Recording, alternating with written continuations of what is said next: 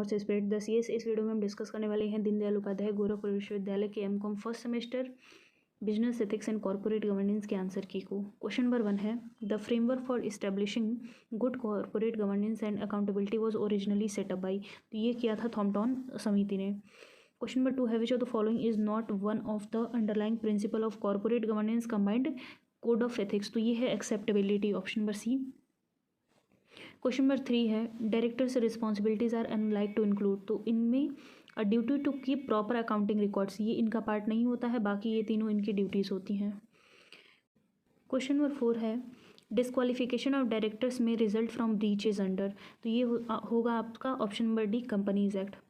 Question number 5 है according two clause 49 what should be minimum age of independent director. तो ये option number 1 है 21 years. Question number 6 है the concept of corporate social responsibility originated in which time period. तो ये है option number D 1960s to 1970s।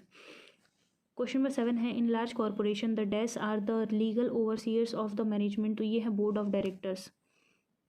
Question number 8 है corporate governance can be defined as. Corporate governance का मतलब होता है कि एक ऐसा सिस्टम जिसके माध्यम से एम्प्लॉयज़ को कंट्रोल किया जाता है, जो उनके एक्शंस होते हैं उसको कंट्रोल किया जाता है। क्वेश्चन नंबर 9 है the system that is used by firms to control and direct their operations and operation of their employees it is called.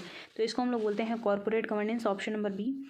Question number 10 है which board of director committee is responsible for the guidelines on how the board of director should operate. तो ये है corporate governance, option number B इसका भी answer है।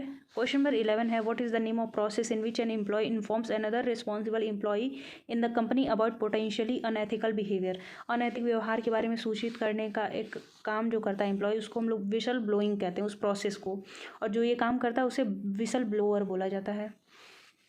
Question number 12 है there are dash conditions that is satisfied change the moral status of whistle blowing. तो इसका answer मुझे नहीं समझ में आ रहा था कि कितना होगा, तो अगर आप में से किसी को पता होगा तो आप बता दीजिएगा, कमेंट कर दीजिएगा। क्वेश्चन नंबर 13 है shareholders have the right to know all except. Share धारक हर एक जानकारी के बारे में जान सकते हैं सिर्फ एक चीज़ को छोड़ करके, तो वो क्या होता है ट्रेड सीक्रेट्स, जो व्यापार के रहस्य हैं वो नहीं बताया जाता, बाकी जो भी इन्फॉर्मेशन होती है वो सारी चीज़ें उनको बताई जाती हैं। क्वेश्चन नंबर 14 है फ्रेज CSR का मतलब क्या है। तो इसका मतलब होता है corporate social responsibility, option number A. Question number 15 है what is green washing. Green washing का मतलब क्या होता है कि making a product appear more ethical that it is really is. किसी उत्पाद को वास्तविक रूप से अधिक नैतिक दिखाना ग्रीन वॉशिंग कहते हैं। क्वेश्चन नंबर 16 है what is triple bottom line. Triple bottom line क्या है। तो an accounting tool that looks up at the impact of people planet and profit. ये सारे इसमें से ज़्यादातर क्वेश्चंस ऐसे हैं जो मैंने आपको ऑलरेडी पढ़ा रखा था, उसमें से आया है। क्वेश्चन नंबर 17 है a dash set out the purpose and general direction for the organisation. तो ये होता है option number A mission statement, ये भी मैंने शायद बताया था आपको। क्वेश्चन नंबर 18 है which of the following would most effectively act as a primary objective. तो ये होता है टू मेक अ प्रॉफिट, लाभ कमाना प्राथमिक उद्देश्य होता है। क्वेश्चन नंबर 19 है what is purpose of balanced score card. तो इसका होता है to combine a range of qualitative and quantitative indicators of performance, option number B. Question number 20 है which of the following does the term corporate social responsibility relate to. ये किससे संबंधित होता है ethical conduct, environmental practice and community investment, all of the above होगा, option number D.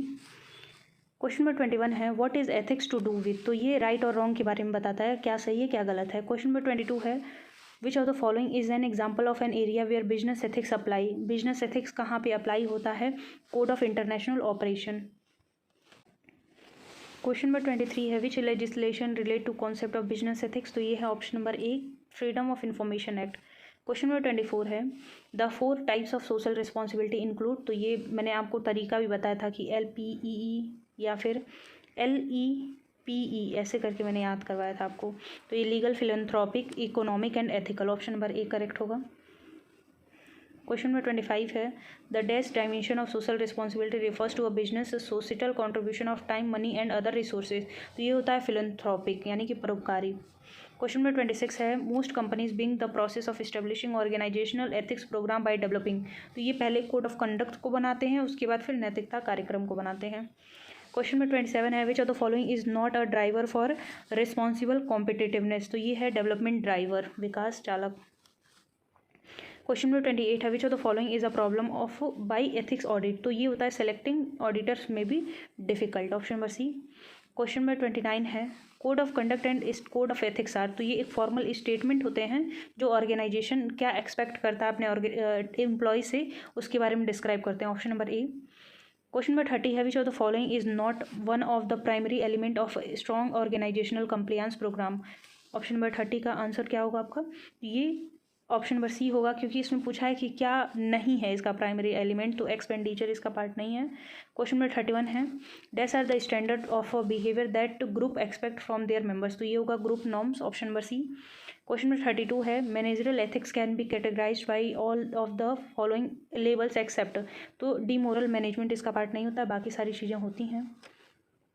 Question number 33 है directors responsibilities are unlikely to include. तो ये I think repeated question है, ऑप्शन नंबर बी करेक्ट होगा। क्वेश्चन नंबर 34 है the OECD argues that the corporate governance problem arise because of. तो ये कहते हैं कि जो ओनरशिप है और कंट्रोल है ये सेपरेट हो जाता है, इसलिए कॉर्पोरेट गवर्नेंस की प्रॉब्लम आती है।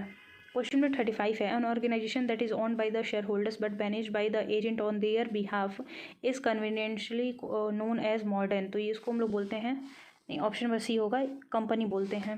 कंपनी के अंदर होता है कि शेयर होल्डर्स अलग होते हैं, जो बोर्ड मेंबर्स होते हैं वो अलग होते हैं, बोर्ड मेंबर ही कंपनी को मैनेज करने के लिए बनाए जाते हैं। क्वेश्चन नंबर 36 है the modern cooperation has 4 characteristics which are limited liability, legal personality, centralised management and. तो इसका नेक्स्ट पार्ट आता है transferability, option number D. Question number 37 है where an organisation take into account the effect its strategic decision have on society this is known as. तो ये होगा option number D CSR, corporate social responsibility. Question number 38 है periodic ethics audit, आवधिक नैतिकता लेखा परीक्षा। तो ये क्या होता है, नैतिकता को बढ़ावा देने का एक तरीका होता है, option number B. Question number 39 है qualification in ethics may be done by. नैतिकता के परिमाणीकरण किसके द्वारा किया जा सकता है, तो पुटिंग मॉनेटरी वैल्यू और पर्सपेक्टिव एक्शन और comparing the value of one action with another. तो ये ऑप्शन नंबर सी होगा, दोनों से किया जा सकता है। लास्ट क्वेश्चन है the dash approach to formal corporate ethics initiative is proactive and inspirational. तो इसे हम लोग बोलते हैं वैल्यूज, ऑप्शन नंबर डी होगा। मैंने अपने लेवल पे ये 40 क्वेश्चंस के सभी आंसर्स करेक्ट दिए हैं। अगर आपको लगता है किसी क्वेश्चन का आंसर कुछ और होगा तो आप कमेंट कर दीजिएगा, मैं उसको रीचेक करके फिर से पिन कर दूंगी अगर मुझे लगा आपका आंसर सही है तो। स्टैटिस्टिकल एनालिसिस के वीडियोस चैनल पे अपलोड हैं और उसके एक्सप्लेनेशन वीडियो भी अपलोड हैं, तो एक्सप्लेनेशन वीडियो को भी देख लीजिएगा और MCQs को भी प्रैक्टिस कर लीजिएगा। और कुछ MCQs अगर बन गए तो मैं उसको अपलोड कर दूंगी, आप उसको देख लीजिएगा। मिलते हैं नेक्स्ट वीडियो में, तब तक के लिए धन्यवाद। और टेलीग्राम चैनल को ज्वाइन कर लीजिएगा क्योंकि वहाँ पर अपडेट मिलते रहते हैं।